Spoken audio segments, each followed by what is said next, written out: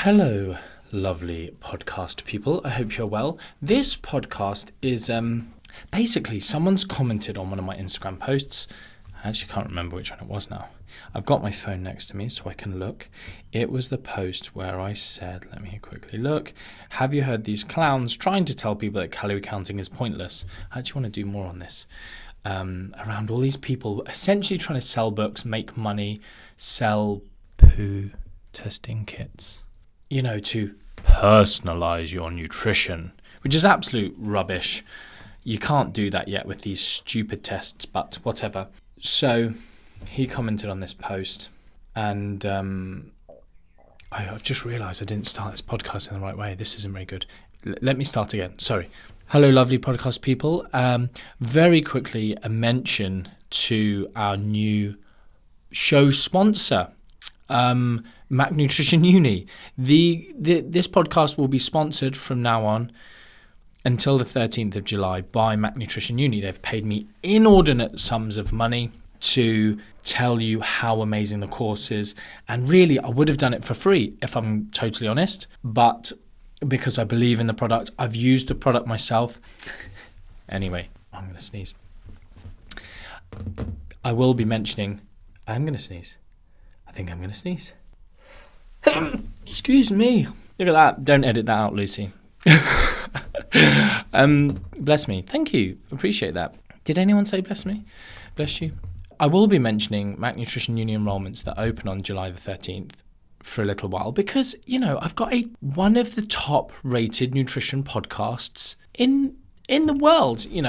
That's kind of weird to say, isn't it? Anyway. So, Mac Nutrition Uni enrollments are opening. If you really want to know more about it, go on to mac-nutritionuni.com. I'll probably have to do a bit more. They'll need to send me a script to say, tell me what they want me to tell people in future. But anyway, there is now a prerequisite course, a short course that has been specifically written. If you don't have one of the prerequisites, quickly email the team over there. They're a great bunch of guys and gals. Guys is kind of unisex, is it? I think it is. Oh, don't get me started on gendered stuff. Right, anyway, let's get on. This comment, basically this comment was, I thought, oh my goodness, there's so much here. I can't type. Instagram's annoying. Anyway, I can't type the whole answer here. I really want to give him a good answer. And likewise, the way he or she, actually, I'm not entirely sure, or they have commented is... in a really polite way. Often people comment and they're not teachable. They're not there. They're not wanting to. They're just like, but. I hate the word but when someone, yeah, but. Oh my goodness, really, really grinds my gears to beyond belief. But they've been really teachable in this, I think, from my many years of answering questions on the internet. So how does the hormonal effect that foods play on the body? Now, instantly there's a little bit of maybe not quite correct terminology going on here, but they go on to clarify, causing increases in ghrelin. Now, ghrelin is one of these gut hormones. Some people, very niche people sort of talk about ghrelin belly. And realistically, it's more a case of maybe foods decreasing ghrelin is more what we are talking about, or the absence of their ability to decrease ghrelin, maybe. Factors that contribute to hypothyroidism. So, this is the problem when you get questions. They're so convoluted. Like that isn't simple. I can't just go the hormonal effects because there's so many different things you could be talking about there. And then downstream of that, what effects do they have on hormones, as this person maybe wants to, but really they care about outcomes. And so, for instance, and I just wanted to have this discussion. I can't remember, this comment has just come in. I've not prepared for this podcast, but I know, there's things in my head. If I talk about research, I'll be able to pull the research up to support. I've got a good enough memory. I've read these things. I've been doing this long enough that I can give you some good evidence-based answers without really kind of looking up the answer. And I was just sort of here and close by. Well, that sneeze has given me a runny nose. Oh, this is going to be a nightmare of a podcast. I need tissues in here. God, did you see Amber Heard blowing her nose in the courtroom? Weird, wasn't it? Anyway, I'm going to have to cope. So this issue is, so I don't know if I've talked about quality versus quantity. I feel like I probably have, and if I have, I will link you back to that podcast in the show notes for further detail. But when we talk about like quality and quantity is completely a false dichotomy. Now, the post that I did on Instagram was nothing about you should or shouldn't count calories. It was people who saying it's pointless, which there is a big crowd of people who want to tell you that, you know, the best way to work with clients is only using hand portions and thumbs and fists and whatever, because that's their method. They want you to buy into their method. And there's another group of individuals who want you to test your gut because calorie counting is so pointless. And, you know, there's this individual diversity and genetic differences, and therefore calorie counting is completely pointless. Like, it's just silly messaging that only comes from zealots, that only comes from, well, not just zealots, people who maybe just want to make a bit of money. And therefore, if they just mislead you just a little bit, it'll help them to maybe sell a product or a course or a whatever. So, you know, this you don't have to choose between quality and quantity. And when I say quantity, I'm generally talking about calories, but of course we could talk about quantity of food as in food volume, and there can be you can have the same food volume but very different density of calories. So, you know, same amount of food but very, you know, high calorie foods or low calorie foods. But this question here, factors that contribute to hypothyroidism.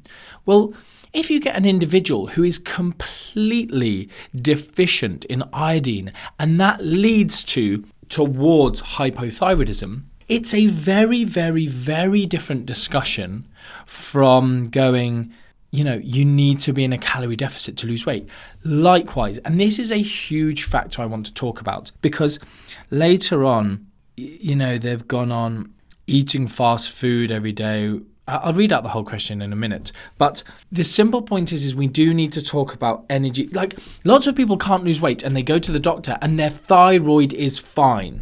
And it becomes this whole idea, oh, it's my hormones, oh, it's this, or, you know, a personal trainer or nutritionist or whoever, heaven forbid, a dietitian. But even the doctors and the dietitians out there who are out to mislead people, because there are lots of them. The most famous doctors and dietitians are tending to be the ones that misleading people, because misinformation gets shared, misinformation gets engagement from both positive and negative individuals.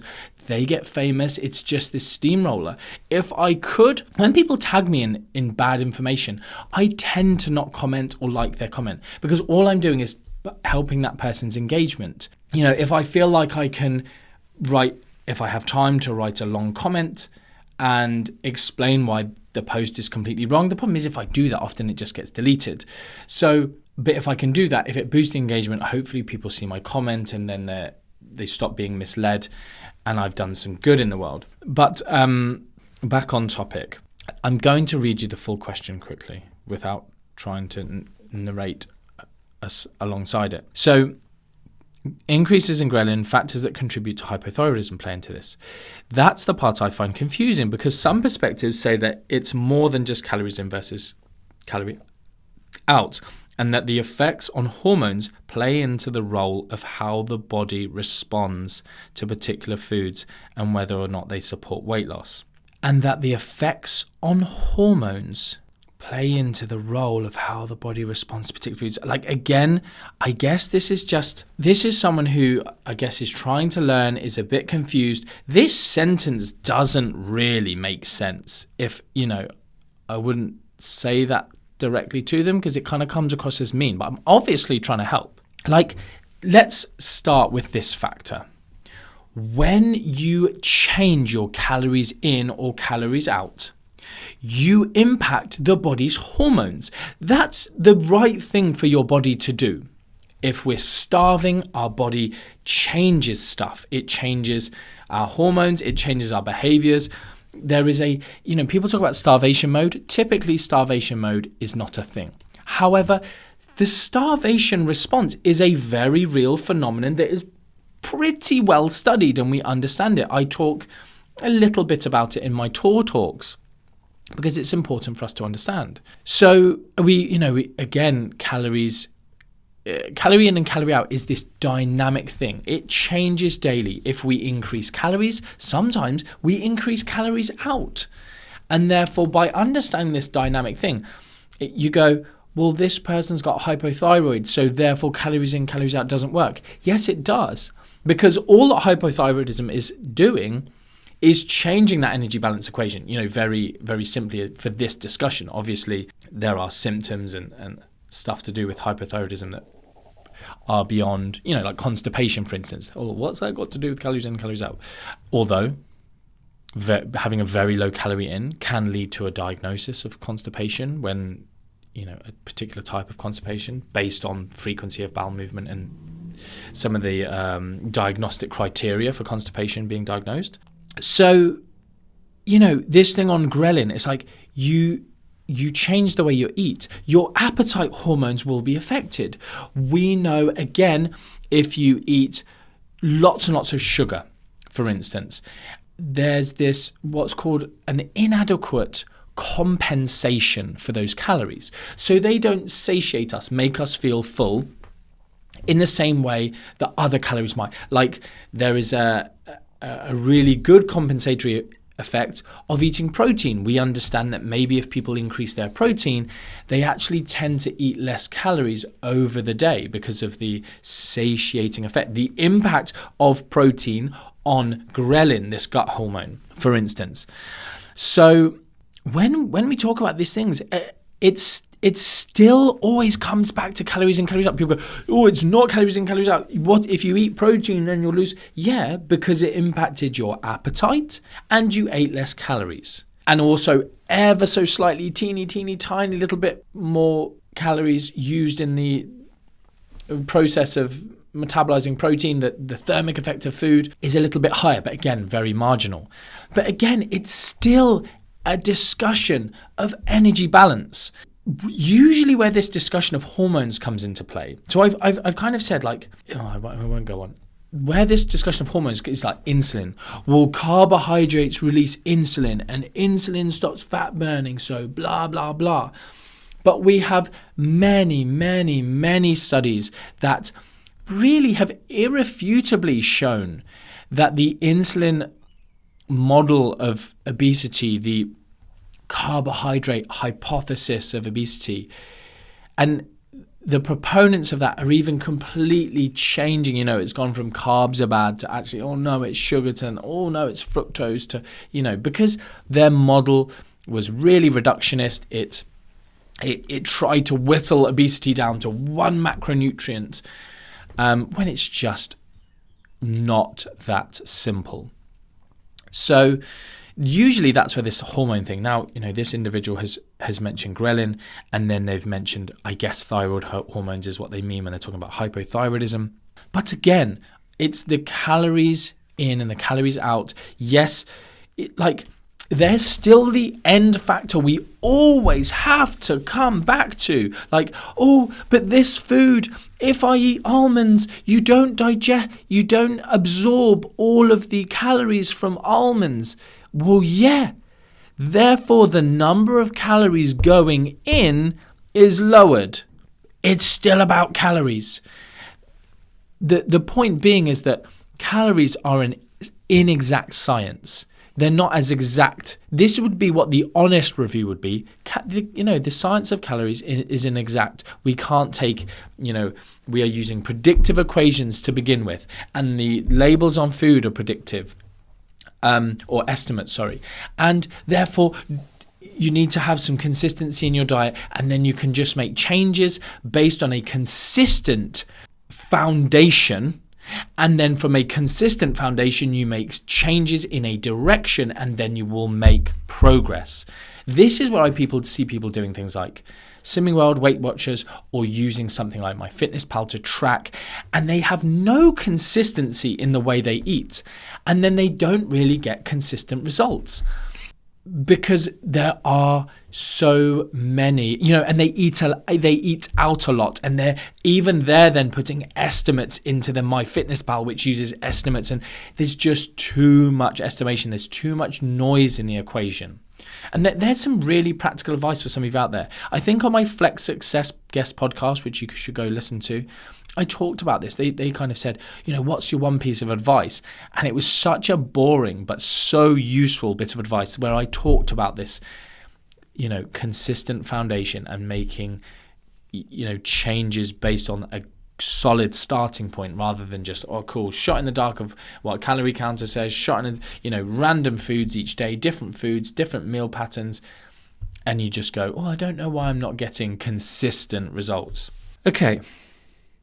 I'm curious if it's more on a long-term basis of consuming foods that are nutrient dense versus not, i.e. a person eating fast food every day and someone eating whole foods with the same amount of calories. Will they both lose weight if at a deficit? Yes, pretty much. But one person will feel like and the other person won't. Yes, again, you probably won't feel great. This is why it's crazy when people say, you won't lose weight if you eat processed foods. We all know people who have done it. And there, Professor Mark Haub did the Twinkie diet and someone else did another, I can't remember what diet they did. And, and even what was super interesting in that situation was he only ate Twinkies. Only. Look it up. Professor Mark Haub, Haub. I had a chat with him. I was going to get him to do something for us once. And, he only ate Twinkies. He worked out what his calorie deficit was and he felt terrible the whole time. However, his health markers, which he tested before and after, improved. I believe his systolic blood pressure, his diastolic blood pressure, I think his fasting blood glucose, his total cholesterol, his LDL cholesterol, all of these things improved, I believe. At least 80% of what I've just said, I'm 99% sure on. That's a bit of a wrong. I'm 100% sure 60% of the time, every time, probably. Don't quote me on that. So, that's an interesting one because we do have energy balance as a bit of a master regulator for those of us who are fairly inactive, maybe eat a bit too much for the energy that we need. We are carrying more body fat than our body would be accustomed to, is healthy for us, and our blood markers are showing us that. Long term, definitely not healthy, and I'm definitely not recommending it. I'm just showing you that at least in the short term that he lost weight and he got healthier from these blood markers. If he did that for a year or more, obviously he's going to end up in a bad way. So, and then they finish, how does food quality play into this? So, there is this, now that I'm saying this out loud, I feel like, do you know what? I maybe have spoken about this in a podcast before. But, there's a study where they swapped all of the grains that they were eating, all for either processed grains or all whole grains, their entire diet. Off the top of my head, I feel like there was about 1,000 calories, but either all coming from whole grains or all from processed. And they looked at some of, this stuff that people are going, if you eat whole foods, your gut will be able to take out more of the energy if it's processed. But if it's whole, then the matrix of the food is going to change the amount that you can actually digest and absorb. Yeah, we know that. That's kind of the discussion around almonds. The fibrous matrix of almonds maybe are doing this. But in this study where it was a huge shift, I'm not just talking the client who's eating oats. I literally said this to someone who I'm just sort of helping on the fly a bit with their nutrition. Their coach had told them to cut chocolate out, and it was impacting their adherence. They're not telling their coach, whatever. It's messed up. It's a terrible relationship, if I'm totally honest. So, her kind of side coach, she's still got a coach and a side coach, and then me, who's the only one who knows what he's doing, adherence was waning. And they've been told they must cut this out. Why? Absolutely no reason. So I'd look, just, have you got any rice or sweet potato or oats that you're eating in the day that you just, and then, yeah, like my third meal, I don't need all the sweet potato, blah, blah, blah, whatever. Cool. Isocaloric match it for your dark chocolate that you were mega enjoying in the morning in your porridge oats or whatever she was doing. Oh, you're amazing. Yes, I am. Thank you. That's the real life scenario of what I'm discussing here. I'm not going eat Twinkies all day long. I'm talking about what I just did for that client that has maximized their progress, because what you can adhere to is most important, not whether you're eating I'm pretty sure she's eating dark chocolate, which tastes like ass, and not the kind of ass that you want to eat. It's horrid. And so, but this coach is going, oh, you need to do that because we need to tighten things up. We need to dial things in. And in this study, going back to what I was talking about, I believe the difference in calories was somewhere in the region of 60 to maybe 80 calories difference absorbed, in the day. So they're eating 2,500-ish calories. And if they swapped all of the calories from whole grain to all completely processed food sources, they were able to extract an extra, whatever, in this region, roughly 70 calories. I'll post a link to the study in the show notes. It's ridiculous.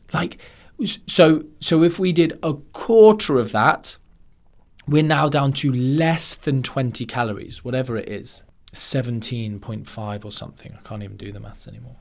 Yeah, I reckon it's about that. 70 divided by 4. We're going to have to work it out now. 1. Yeah, 70.5. Look at that. That was quick maths. Could you do that? Orly's getting really good at mental arithmetic. I love it. Sorry.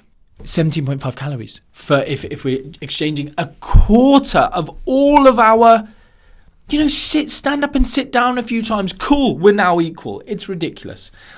The discussion then becomes, okay, if she swapped a whole of her porridge for ground rice, is that one of the breakfast things? You mix ground rice and then you put some sugar and water and it's just this delightful, gooey, sweet something or other. Someone introduced that to me once. I was like, oh my goodness, this is amazing. Left me feeling so hungry and so unsatisfied. And I realized that. And then I was able, if I'm eating at maintenance or gaining, great, I'll use that as a choice when I want because it tastes delightful. But when I'm wanting to reduce ghrelin or wanting to make myself feel full up and satiated, I'm not going to choose that. This is real life. This is the stuff that isn't sexy and doesn't sell.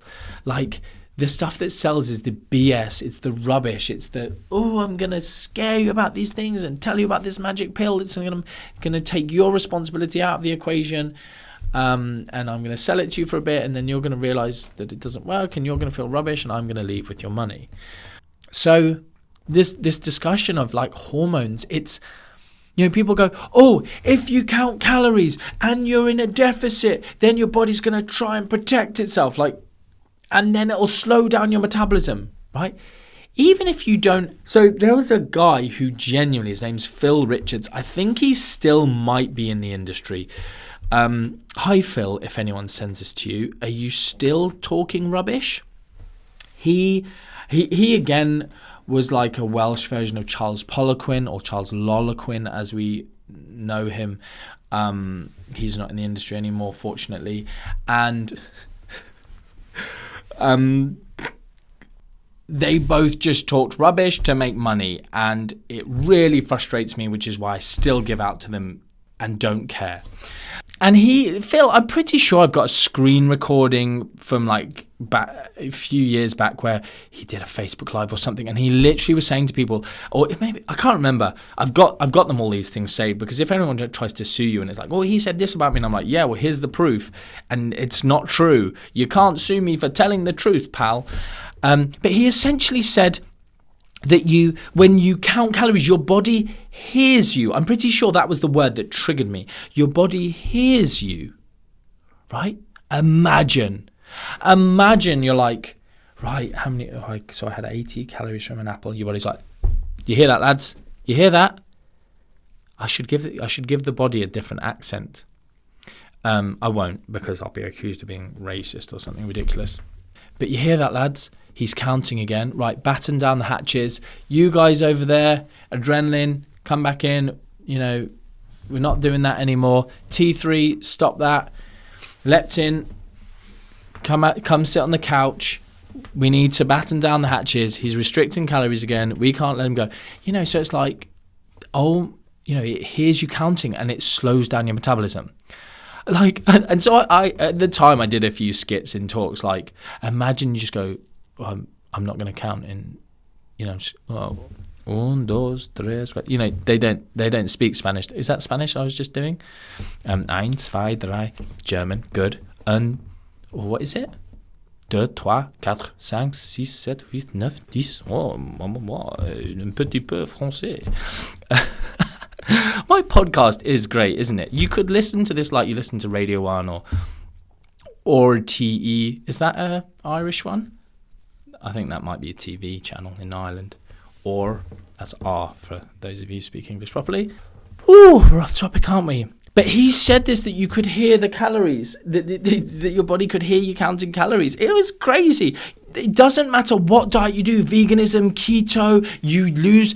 People go, you just need to eat better. I don't know where I've gone, but you just need to eat better and then, don't count calories. I'm probably doing Joe Wicks, aren't I? It's old school science. Even if you don't count them, but you're in a calorie deficit, your body will still respond the same way as if you counted them. And you get all these horrific London nutritionists and nutritional therapists, these like hippy dippy types going, oh, we need to nourish the body. We're going to nourish it with some warm water and some lemon. And that's breakfast, Sam Smith. That was Sam Smith's breakfast from his nutritionist. I won't name her. Oh, close, but I'm not going to. And he lost weight. Of course he did, because you cut out an entire meal to nourish him with lemon. And was there honey? I don't think there was. Anyway, alkalinize his body, nourish his body, and get him to install. Anyway, no, I'm going off now. So, quality, quantity. I hope you've learned something, and I hope you've been somewhat entertained. It always comes back to energy balance. I don't say this because I haven't got shares in big calories, big energy balance. I don't have shares in bomb calorimeters to measure calories in food. I don't stand to benefit from this. I'd love to be more interesting by telling you that, that's niche interesting, isn't it? But you need to send me a fecal sample, guys. Like, maybe it's just someone with a weird... no, I'm not going to say weird fetish, because I'm not a kink shamer. People's fetishes are theirs, and you should own them, right? But he's got a fetish, maybe, old gut specialist, and he wants you to send a fecal sample, and he wants to, rummage around in there. A bit like Dr. Lol Gillian McKeith. She wasn't a doctor, was she? She lied. Looking through... bags of feces and, you need to eat more spirulina. These things don't work. DNA testing doesn't work. This idea, constant blood glucose monitoring, it doesn't work. How your body responds to a food in terms of its insulin or glucose response. There aren't studies currently that can inform us on how to change our nutrition. Yes, we are genetically diverse. Yes, one person has a very different response to another person. But currently, the best thing you can do is, this is what some of these things do. They test your response to food, and then they go, if you feel hungry after eating ice cream, you should probably avoid doing that if your goal is weight loss. Well, duh, didn't need to pay £150 for a test, could have just asked me the question, which is what good MNU Certified Nutritionist, boom, look at that. That's almost like that thing in Radio 1 where they did, they did a link, they gave one person, another person, and then they went through. Do you know that one? Anyway, about 10 of you are going, yes. It's called something link. Anyway. Unlikely link? No, I don't know. but I've linked it back to a good MNU Certified Nutritionist, or like even just even a bad MNU Certified Nutritionist, even the worst MNU graduate. I don't know who you are. That isn't a person. That would be bad, wouldn't it? But even they would go, oh, you say you don't feel well or good, or this way of eating doesn't suit you. I'm going to do something different. I'm going to help you. But, a very, very, very good doctor would be able to do the same, and dietitian, nutritionist, whatever. But this is the thing, practitioners, it's boring.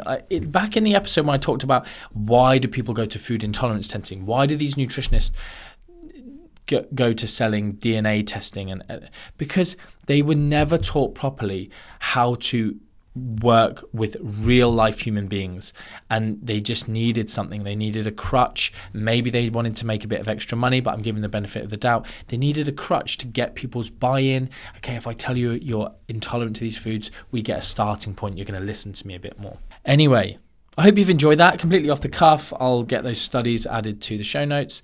And until next time, much love.